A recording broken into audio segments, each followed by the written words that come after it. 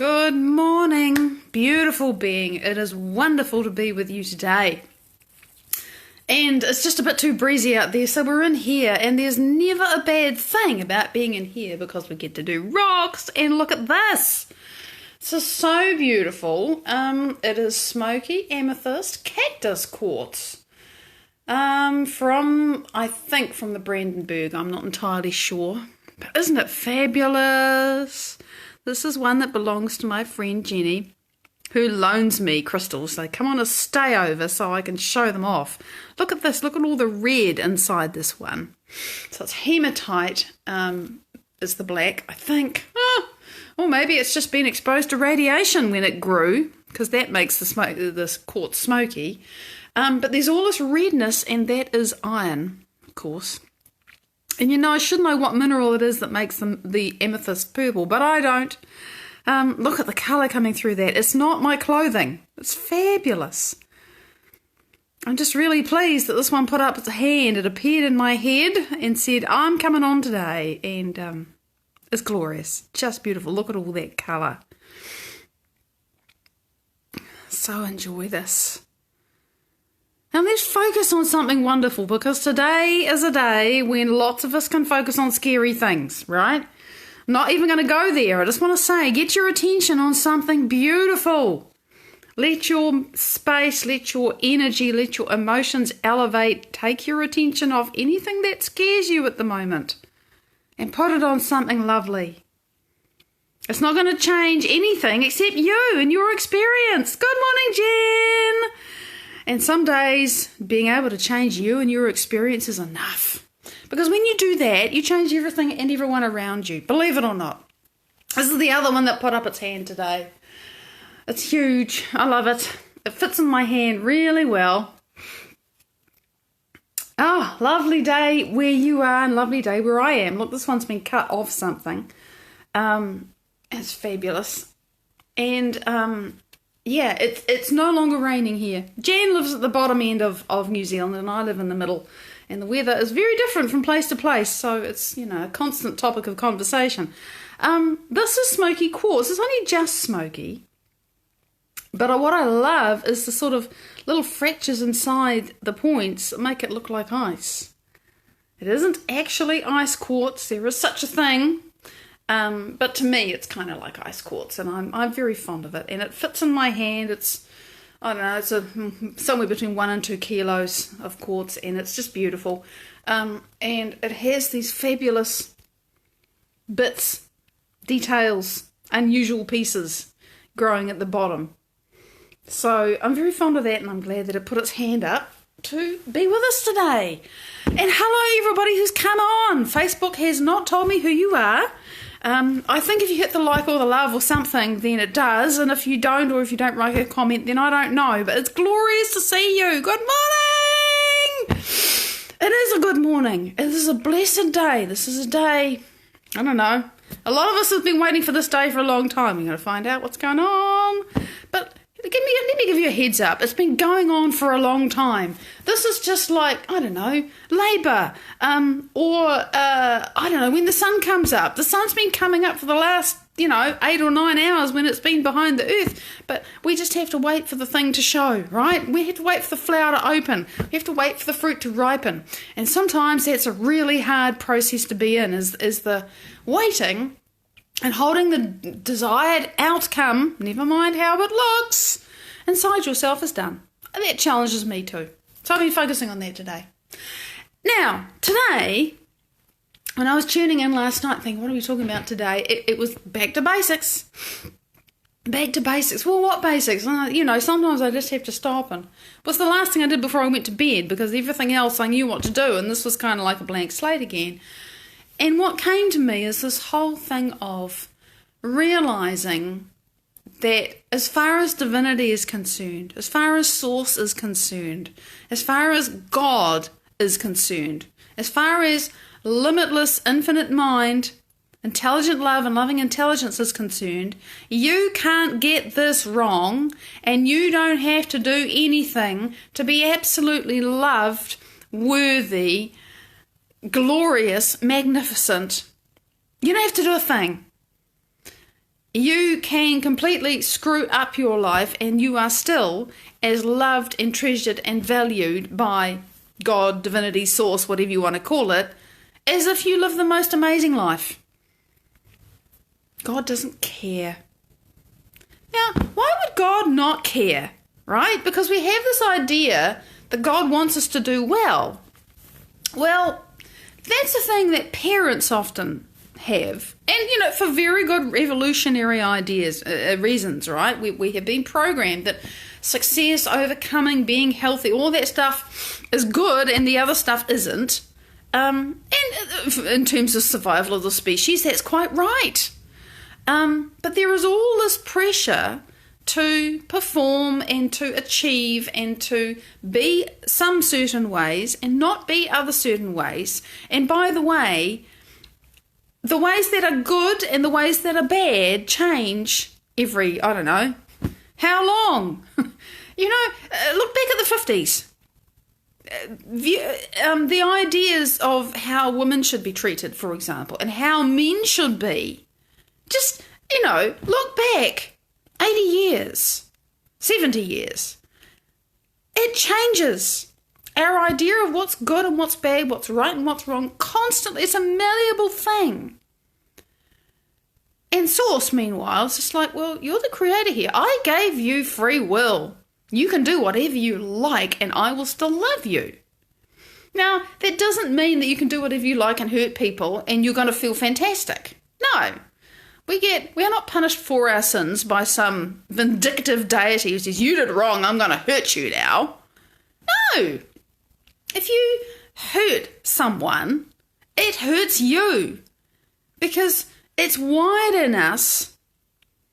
And yeah, there are people with different brains, who have no empathy, but for the vast majority of us, and that's a challenge because they can still really care about the fact that they don't have empathy and they don't know how people feel and they don't know how to read people's feelings and, and it's very hard to live when you don't have that skill. And if it's not understood, then, why do you think it's... Yeah, anyway. For the vast majority of us, if you've grown up with a modicum of care, the idea of hurting someone or something that is weak or powerless or whatever is like, no, that would feel really bad, right? So it's just, it makes sense to us to behave a certain way. However, if you've been dehumanized and, had a really awful life, there may be so much pain in you that to hurt another living creature makes sense. And it just matches what's inside you because it adds to the pain, So Source understands all of the reasons why we do things. Source gets us when nobody else does, when we don't. And there is no judgment from Source about what we choose. Because also, and this is philosophy, this is just how I perceive and experience life. Julian, good morning! Also, this little short lifetime, however long it is just one in a multitude. And we've been everywhere and done everything. We've been the best, we've been the worst, we've been completely mediocre, we've, just faded into insecurity and insignificance and mediocrity is the word I'm after, and done nothing. And all the while, Source absolutely loves and treasures us. So we have all these ideas about what's good and what's bad and what we've achieved and what we still have to achieve and how we feel about ourselves because of all of that. And it's bullshit. I mean, it's great to desire things. It's great to want to have an impact. It's great to want to improve yourself, to heal, to, all of that is fantastic. But to judge yourself as less than or unworthy or I'm no good or whatever, programs are running in your head, that's something you learned to do. And you didn't get that from divinity. You got that because somebody said to you, God will be angry with you if you don't do what you're told. What I tell you, by the way, not what God tells you. I mean, you look at all the major religions around, any religion really, around the planet, and they all have this thing of, a benevolent being, and some of them then have this other thing where, this benevolent being that loves you is going to punish you forever if you don't do what you're supposed to do? Hello? And so we kind of infer from what we've been taught that, and it's a lot like a parent, by the way. You see the connection. As humans, we have to wrap a neural net around something that we have no words to describe. You have an experience of something that's beyond your understanding and you try to explain it. And there's this feeling of this overwhelming love or massiveness or, source, infinity. And probably the closest thing that you can come to, if you've had the experience, which most of us have, is the feeling of, I felt like it was when my mother held me, or when I was with my friend, or when I had that amazing experience in nature. But it's very easy for us to relate the sense of something bigger than us to the sense of a parent. But the thing is that divinity, source, unity, intelligent love, loving intelligence, is not human. So a parent who, has probably dealt with sleep deprivation and has worries and concerns and lives in 3 dimensions and has to feed you and clean you and everything else, they get exasperated, they get pissed off, they tell you things, they tell you what they learned from their parents about what's good and what's bad. And you just absorb all that, because remember, when you're small, you have no analytical mind to decide if what you're being told and what you're seeing and what you're hearing and smelling and tasting is true or not. It just goes in, it's a program. And so you get an intuitive sense of what's good and what's bad, because you just absorb it. But it's not true. It is not true. You only have to have one experience of connecting with divine love, with intelligent love and loving intelligence, to realise it's all bullshit. I've had a few of those now. I know it's bullshit. All there is love. So can you be willing to actually notice your programs when they fire up? And how do you know when they're fired up? You feel bad. You feel small. You feel like the circumstances that you're facing are too big for you. You feel like nobody cares. Hi, Robin! How can you say nobody cares when there is this enormous presence that you're just not paying attention to because you're in lack and survival emotions and all of that, which absolutely adores you? When you feel like crap, you're running some kind of program. Even if you've made a mistake, you've blown it. Do you think, just think about a child learning to walk. I use this all the time, but it just makes sense. The quote-unquote normal parent, the loving parent who isn't dealing with a crap load of stuff or mental illness or whatever it is that make things go wrong. When the child is learning to walk, they're excited that the kid is, playing around, not getting it right, falling over, stubbing their toes, screaming, yelling, ow, that hurt, I can't do it. They're just excited that the child is exploring and trying it out. Andrew, g'day gorgeous. Yeah, it's a huge subject today. I hope I managed to scratch the surface. So, they're just excited because you keep on trying, right? And that's how the universe feels about us. So if you just screwed up, if you made the biggest mistake of your life, and notice when you say that, that is a judgment. That is an assessment that you have made about it. 2 weeks, 3 months, 6 months, a year, 2 years from now, you might look back on that biggest mistake and realise it was the most essential thing that could ever have happened to you to break something that wasn't working and lead you to something else. Jordan, it's lovely to see you. It is a beautiful day. I'm just going to be grateful for today. So, to pass a judgment on yourself, if you're feeling bad, you're running a program about something you've been told should be different in your life, and if it's not different, you should feel bad about it. Me and I cite this often. Again, I'm telling old stories, but they just illustrate the thing I want to talk about. Me looking at my house, which needs a lot of money spent on it, and feeling the frustration and the sorrow and the I can't and the powerlessness and the what is wrong with me that it's taken me so long and I'm still no closer to being able to do this? Never mind be self-sufficient. Are you kidding? So much lack and pouring that negative chemistry into my body, programming my immunity to give me autoimmune conditions and, tra-la-la. Because stress hormones are what you get when you feel bad, and stress hormones push the genetic buttons for disease, period. It's a fact.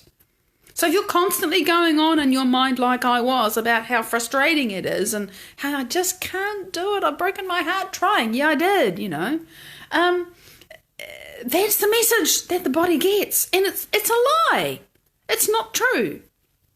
My circumstances are changing now, but I had to change me first, and it was hard. I had to break my physical addiction to those bad feelings because they were so accustomed to me. I was so used to them. We talked about that earlier this week. Or was it last week? This is when you're feeling bad, you're running a program, and it's a lie. The truth is, intelligent love, loving intelligence, adores you, whatever you do.